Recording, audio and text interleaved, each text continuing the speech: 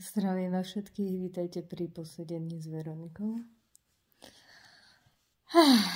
Dnes je streda a pondelok som so synom vyrazila na školský výlet.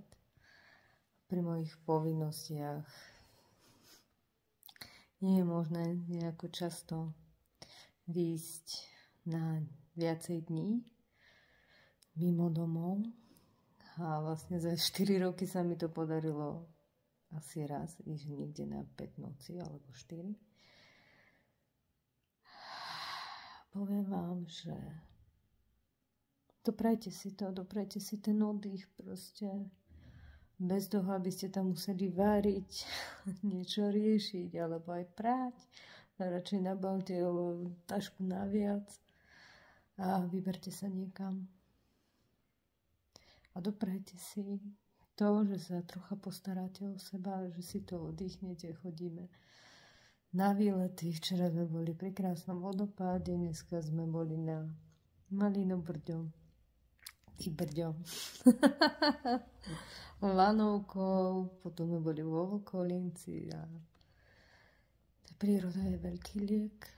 Je to proste liek pre dušu a nezabúdajte preto na seba. Oddychnite si.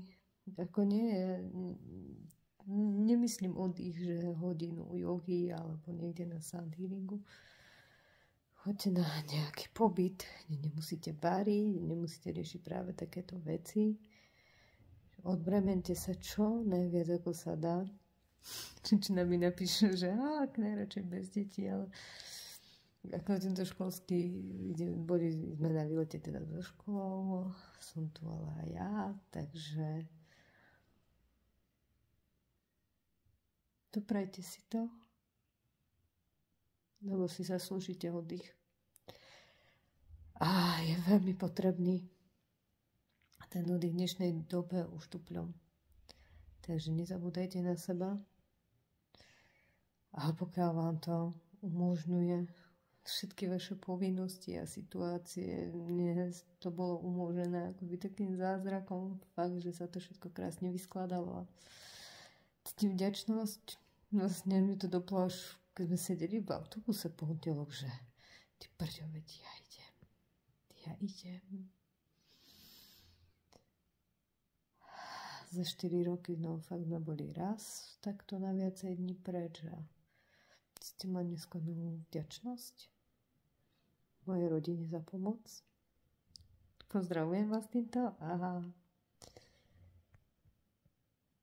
vnímam to jednoducho ako požehnanie z toho istého kolotoča a presúvania a čo ešte vybaviť a čo spraviť. Ani som nevedela, ako je potrebné vypnúť, kým som nevypla. Takže si to doprajte, aby vás nakoniec nevyplo. Toľko asi odo mňa. Keď to vnemi a jednoducho srdce mi preteká vďačnosťou už druhý deň a idem si to užívať ďalej, tak majte aj vy krásne dni. Ahojte.